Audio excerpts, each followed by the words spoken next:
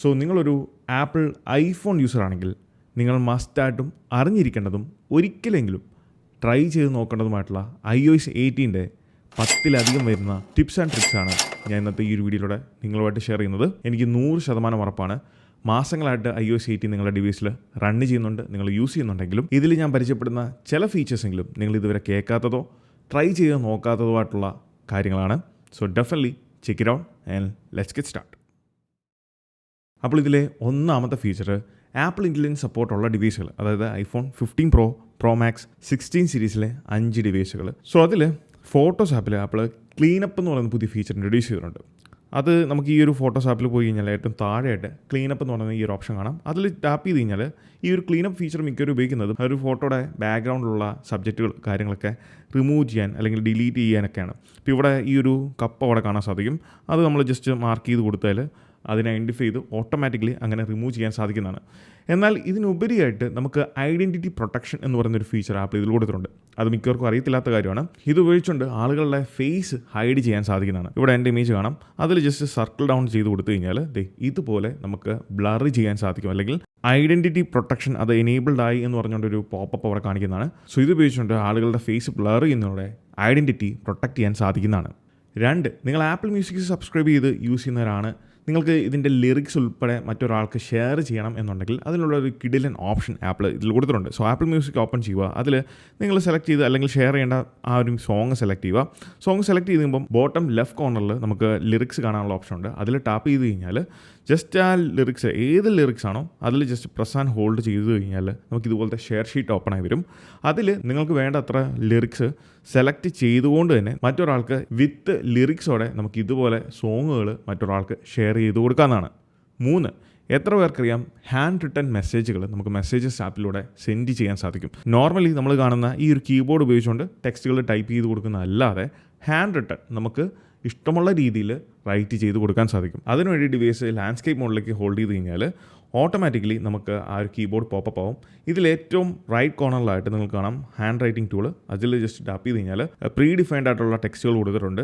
അതേ രീതിയിൽ തന്നെ നിങ്ങൾക്ക് ടെക്സ്റ്റ് ടൈപ്പ് ചെയ്തു ഡൺ കൊടുത്തു കഴിഞ്ഞാൽ ഈ ഒരു രീതിയിൽ നിങ്ങൾക്ക് മറ്റൊരാൾക്ക് ഹാൻഡ് റിട്ടൺ ടെക്സ്റ്റുകൾ സെൻഡ് ചെയ്യാൻ സാധിക്കുന്നതാണ്. നിങ്ങളെപ്പോലെ തന്നെ നിങ്ങളുടെ ഫ്രണ്ട്സോ ഫാമിലി മെമ്പേഴ്സോ ഐഫോൺ ആണ് യൂസ് ചെയ്യുന്നതെങ്കിൽ മറ്റുള്ള മെസ്സേജിങ് പ്ലാറ്റ്ഫോമിനേക്കാൾ ബെറ്റർ ആയിട്ടുള്ളൊരു ഓപ്ഷൻ അല്ലെങ്കിൽ നിരവധി ഫീച്ചേഴ്സ് ബിൽറ്റിനായിട്ട് നമ്മുടെ മെസ്സേജസ് ആപ്പിൽ കൊടുത്തിട്ടുണ്ട്. പക്ഷേ ആ ഫീച്ചേഴ്സ് എല്ലാം ആക്സസ് ചെയ്യണമെന്നുണ്ടെങ്കിൽ iMessages എന്ന് പറഞ്ഞ ഓപ്ഷൻ നിങ്ങൾ മസ്റ്റായിട്ടും എനേബിൾ ചെയ്തിരിക്കണം. അതിനുവേണ്ടി നമ്മൾ സെറ്റിംഗ്സ് ഓപ്പൺ ചെയ്യുക, അതിൽ മെസ്സേജ് എന്ന് പറഞ്ഞ് സെർച്ച് ചെയ്ത് കഴിഞ്ഞാൽ നമുക്ക് ഈ ഒരു ഓപ്ഷനിൽ iMessage കാണാം. ഇത് നിങ്ങൾ എനേബിൾ ഓപ്ഷൻ ടാപ്പ് ചെയ്ത് കഴിഞ്ഞിട്ട് അത് കറങ്ങിക്കൊണ്ടിരിക്കുകയാണ്, ആക്ടിവേറ്റ് ആകുന്നില്ല എന്നുണ്ടെങ്കിൽ നിങ്ങളൊരു 10 അല്ലെങ്കിൽ 20 റുപ്പീസിന് നിങ്ങളുടെ സിം ഏതാണെന്ന് വെച്ചാൽ അത് റീചാർജ് ചെയ്ത് കഴിഞ്ഞാൽ ഈ ഒരു ആക്ടിവേഷൻ കംപ്ലീറ്റ് ആകുന്നതായിരിക്കും. അത് കംപ്ലീറ്റ് ആക്കി കഴിഞ്ഞാൽ നിങ്ങൾക്ക് നിരവധി ഫീച്ചേഴ്സാണ് ആക്സസ് ചെയ്യാൻ പറ്റുന്നത്. അതിൽ വളരെ പ്രധാനപ്പെട്ട ഒരു ഓട്ടോമേറ്റഡ് ഫീച്ചറാണ് ഈ ഒരു പ്ലസ് ഐക്കണിൽ ടാപ്പ് ചെയ്ത് കഴിഞ്ഞാൽ താഴത്തേക്ക് പോകുമ്പോൾ കാണുന്ന ചെക്ക് ഇൻ എന്നുള്ളത്. ഈ ചെക്ക് ഇൻ ഫീച്ചർ ഉപയോഗിച്ചുകൊണ്ട് നിങ്ങളുടെ ഫ്രണ്ട്സിനും ഫാമിലിക്കും നിങ്ങളൊരു യാത്രയോ അല്ലെങ്കിൽ നിങ്ങൾ എവിടെയെങ്കിലുമൊക്കെ പോവുകയാണ്, നിങ്ങളുടെ യാത്രേനെ കൃത്യമായിട്ട് ട്രാക്ക് ചെയ്യാൻ സാധിക്കുന്നതാണ്. ഈ ട്രാക്ക് ചെയ്യുക എന്നതുകൊണ്ട് ഉദ്ദേശിക്കുന്നത് നമ്മൾ ലൊക്കേഷൻ എവിടെയാണെന്ന് മാത്രം കാണുന്നതല്ല, ഇതിനകത്ത് കൂടുതൽ കാര്യങ്ങളും ഓട്ടോമേറ്റ് ചെയ്യാൻ സാധിക്കും. സോ ഇതിൽ നിങ്ങൾ ടാപ്പിംഗ് ചെയ്ത് കണ്ടിന്യൂ ചെയ്ത് കഴിഞ്ഞാൽ 2 ഓപ്ഷൻസാണ് വരുന്നത്. ഈ ലിമിറ്റഡിൽ നമ്മുടെ ഡിവൈസിൻ്റെ ഡീറ്റെയിൽസ് ഇൻക്ലൂഡിങ് നമ്മുടെ ലൊക്കേഷൻ, ബാറ്ററി സ്റ്റാറ്റസ്, അതോടൊപ്പം സിഗ്നൽ സ്ട്രെങ്ത്.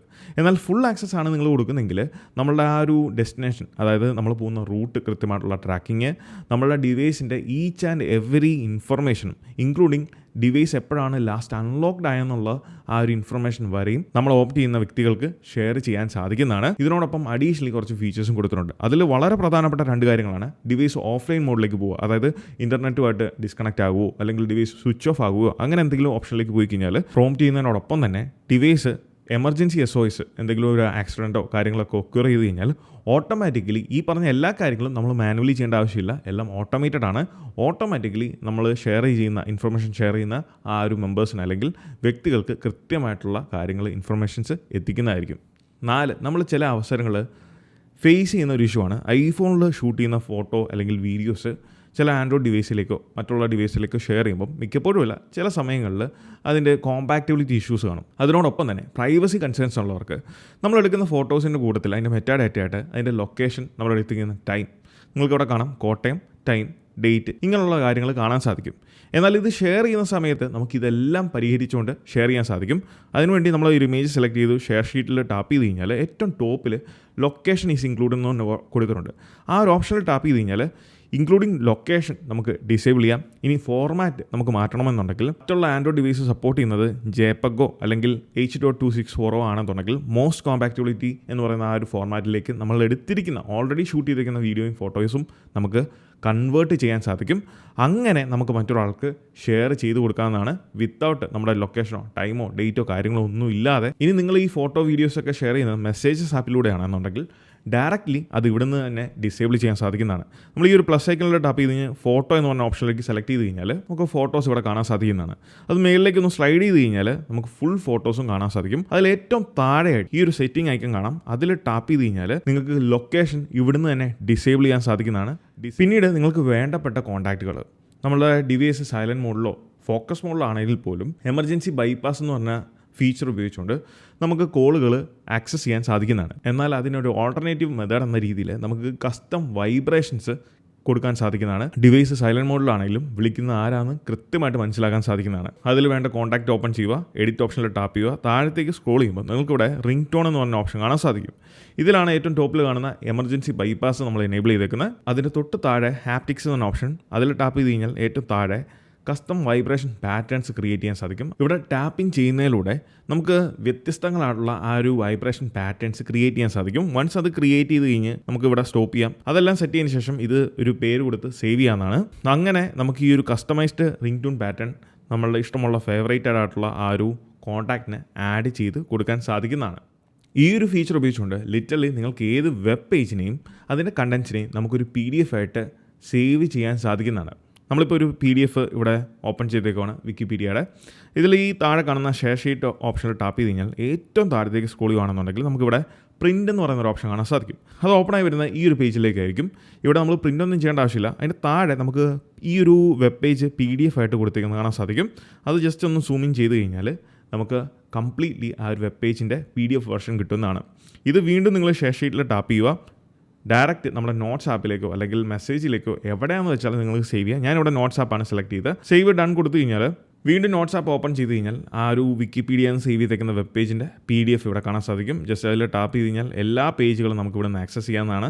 ഇനി ക്വിക്ക് ലോക്ക് ഓപ്ഷനിൽ പോയി കഴിഞ്ഞാൽ കംപ്ലീറ്റ് PDF തന്നെ നമുക്കിവിടെ കാണാൻ സാധിക്കും. PDFിൻ്റെ മെയിൻ ഒരു ഗുണം എന്ന് വെച്ചാൽ നമുക്ക് സെർച്ചബിൾ ആണ്. അതിനകത്ത് കണ്ടൻസ് നമുക്കൊരു സ്പെസിഫിക് വേർഡ് വേണമെന്നുണ്ടെങ്കിൽ അല്ലെങ്കിൽ ഒരു സെൻറ്റൻസോ കാര്യങ്ങളോ വേണമെന്നുണ്ടെങ്കിൽ നമുക്ക് ഇതുപോലെ സെർച്ച് ചെയ്ത് ലഭിക്കുന്നതാണ്. PDFിൽ സെർച്ച് ചെയ്യുന്ന പോലെ തന്നെ നിരവധി സെർച്ച് ഓപ്ഷൻസും സെർച്ച് സജഷൻസും ഉള്ള മറ്റൊരു ഏരിയയാണ് നമ്മളുടെ ഫോട്ടോസ് ആപ്പ്. ഫോട്ടോസ് ആപ്പിൽ ഏറ്റവും ടോപ്പിലാണ് നമുക്ക് സെർച്ച് ഓപ്ഷൻ കാണാൻ സാധിക്കുക. അതിൽ ടാപ്പ് ചെയ്ത് കഴിഞ്ഞാൽ ഇവിടെ നമുക്ക് ചില സജഷൻസ് കാണിച്ചിട്ടുണ്ട് ഓൾറെഡി. അവിടെ നമുക്ക് ആളുകളുടെ പേര്, സ്ഥലങ്ങൾ, ഡേറ്റ് ഇതിനൊക്കെ ബേസ് ചെയ്തുകൊണ്ട് നമുക്ക് സെർച്ചുകൾ കണ്ടക്ട് ചെയ്യാവുന്നതാണ്. ഇനി നിങ്ങളുടെ സെർച്ചിനെ നെക്സ്റ്റ് ലെവലിലേക്ക് എടുക്കണമെന്നുണ്ടെങ്കിൽ നമുക്ക് ഇവിടെ ചില ആക്ഷൻസ്, ഇപ്പം ക്ലാപ്പിംഗ് എന്ന് പറഞ്ഞ ആ ഒരു ആക്ഷൻ ഞാനിവിടെ സെർച്ച് ചെയ്യുകയാണെന്നുണ്ടെങ്കിൽ നിങ്ങൾക്ക് അവിടെ ക്ലാപ്പിംഗ് ആ ഒരു ടേം യൂസ് ചെയ്തുകൊണ്ട് സെർച്ചുകൾ നടത്താൻ സാധിക്കുന്നതാണ്. അതിലേറ്റവും ടോപ്പിൽ ക്ലാപ്പ് എന്ന് പറയുന്ന വേവ് ഫോർമാറ്റ് കാണാൻ സാധിക്കും.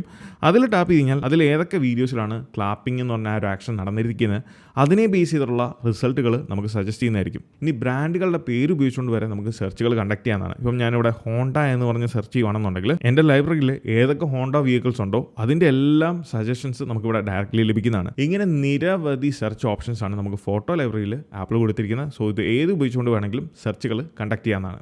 iOS 18 നമ്മൾ ഒട്ടും പ്രതീക്ഷിക്കാതെ ആപ്പിൾ കൊണ്ടുവന്ന ഒരു ഡെഡിക്കേറ്റഡ് ആപ്ലിക്കേഷനാണ് പാസ്വേഡ് ആപ്പ്. ഇതിൽ മിക്ക ആളുകൾക്കും അറിയത്തില്ലാത്തൊരു കാര്യമാണ്, നമുക്ക് മാനുവലി പാസ്വേഡുകൾ ഷെയർ ചെയ്യേണ്ട ഒരു സാഹചര്യം വരുവാണെന്നുണ്ടെങ്കിൽ നമുക്ക് വളരെ ഈസി ആയിട്ടുള്ള റീഡബിൾ ഫോർമാറ്റിൽ ആ ഒരു പാസ്വേഡ് ഷെയർ ചെയ്യാൻ സാധിക്കുന്നതാണ്. ഇവിടെ ഞാനൊരു വൈഫൈ പാസ്വേഡ് സെലക്ട് ചെയ്തു. ഈ പാസ്വേഡിൽ ടാപ്പ് ചെയ്യുന്ന ആ ഒരു മൊമെൻറ്റിൽ നമുക്ക് ആ പാസ്വേഡ് റിവീൽ ആവുന്നതായിരിക്കും. ജസ്റ്റ് അതിൽ ടാപ്പ് ചെയ്താൽ റിവീൽ ആവും. ഇനി നിങ്ങൾക്കത് മാനുവലി എൻ്റർ ചെയ്യേണ്ട ഒരു സാഹചര്യമാണ്, അത് നോക്കി വായിക്കാൻ അല്ലെങ്കിൽ ബുദ്ധിമുട്ടുകൾ കാര്യങ്ങളൊക്കെ ഫേസ് ചെയ്യുന്നുണ്ടെങ്കിൽ നമുക്ക് മറ്റൊരു അഡീഷണൽ ഓപ്ഷനും കൂടെ ആപ്പിൾ കൊടുത്തിട്ടുണ്ട്. ജസ്റ്റ് അതിൽ പ്രസ് ആൻഡ് ഹോൾഡ് ചെയ്ത് കഴിഞ്ഞാൽ ഷോ ഇൻ ലാർജ് ടൈപ്പ് എന്ന് പറഞ്ഞൊരു ഓപ്ഷൻ വരും. അതിൽ നിങ്ങൾ ടാപ്പ് ചെയ്ത് കഴിഞ്ഞാൽ ഈ ഒരു രീതിയിൽ, അതായത് ക്യാപിറ്റൽ ലെറ്റർ ആണെന്നുണ്ടെങ്കിൽ അത് എളുപ്പം മനസ്സിലാകുന്ന രീതിയിൽ കളർ കോഡുകൾ കൊടുത്തിട്ടുണ്ട്. സോ ആ ഒരു കളർ കോഡ് അനുസരിച്ച് നമുക്ക് പെട്ടെന്ന് ഐഡൻറ്റിഫൈ ചെയ്യാൻ സാധിക്കും. ഇനി ഇതേ പാസ്വേഡ് ആപ്പ് ഉപയോഗിച്ചുകൊണ്ട് തന്നെ നിങ്ങളുടെ ഫാമിലി മെമ്പേഴ്സിനോ അല്ലെങ്കിൽ ഫ്രണ്ട്സിനോ നിങ്ങൾക്ക് ചില പാസ്വേഡുകൾ ഷെയർ ചെയ്യേണ്ടതായിട്ടുണ്ടെന്നുണ്ടെങ്കിൽ അത് ഏറ്റവും സെക്യൂർ ആയിട്ടുള്ള രീതിയിൽ ഷെയർ ചെയ്യാൻ സാധിക്കും. അത് നിങ്ങൾക്ക് ഇവിടുന്ന് കോപ്പി ചെയ്ത് വാട്സാപ്പിൽ കൊണ്ടിട്ടോ അല്ലെങ്കിൽ മെസ്സേജിലൂടെ ഷെയർ ചെയ്യേണ്ട ആവശ്യമില്ല. ഡയറക്റ്റ്ലി അവർക്ക് ഇതിനുള്ള ആക്സസ് കൊടുക്കാൻ സാധിക്കുന്നതാണ്. അതിന് ഈ ഒരു ഷെയർ ഗ്രൂപ്പ് ഓപ്ഷനിൽ ടാപ്പ് ചെയ്ത് കഴിഞ്ഞാൽ കണ്ടിന്യൂ കൊടുത്തു കഴിഞ്ഞാൽ നിങ്ങൾക്ക് ആളുകളെ ഇതിലേക്ക് ആഡ് ചെയ്യാൻ സാധിക്കും. അങ്ങനെ ഗ്രൂപ്പും ക്രിയേറ്റ് ചെയ്യാൻ സാധിക്കുന്നതാണ്. വൺസ് ആ ഗ്രൂപ്പ് ക്രിയേറ്റ് ചെയ്ത് കഴിഞ്ഞാൽ നിങ്ങൾക്ക് ഷെയർ ചെയ്യേണ്ട ഏതൊക്കെ അക്കൗണ്ടുകളുടെ പാസ്വേഡാണോ അത് ഓരോന്നോരോന്നായിട്ട് ഇവിടുന്ന് സെലക്ട് ചെയ്ത് കൊടുക്കാം. അങ്ങനെ നിങ്ങൾക്ക് ആ സ്പെസിഫിക് പാസ്വേഡുകൾ മാത്രം അവരുമായിട്ട് ഷെയർ ചെയ്യാൻ സാധിക്കുന്നതാണ്. വൺസ് അത് ഷെയർ ചെയ്ത് കഴിയുമ്പം ആർക്കാണോ നമ്മൾ ഷെയർ ചെയ്യുന്നത് അവരെ ഇത് നോട്ടിഫൈ ചെയ്യുന്നതായിരിക്കും. അപ്പോൾ ഇതെല്ലാമാണ് iOS 18 നിങ്ങളിൽ മിക്കവരും ഇതുവരെ ട്രൈ ചെയ്യാത്തതും യൂസ് ചെയ്യാത്തതുമായിട്ടുള്ള കിടിലൻ ഫീച്ചേഴ്സും ട്രിക്സും ടിപ്സും. അപ്പോൾ ഇതുപോലത്തെ ഇൻഫോർമേറ്റീവ് ആയിട്ടുള്ള ആപ്പ് റിലേറ്റഡ് കണ്ടൻസിന് നമ്മുടെ ഇൻസ്റ്റാഗ്രാം പേജും യൂട്യൂബ് ചാനലും നിങ്ങൾ മറക്കാതെ ഫോളോ ചെയ്യുക. So once again this is Milan. Catch you guys next one. Until then, peace.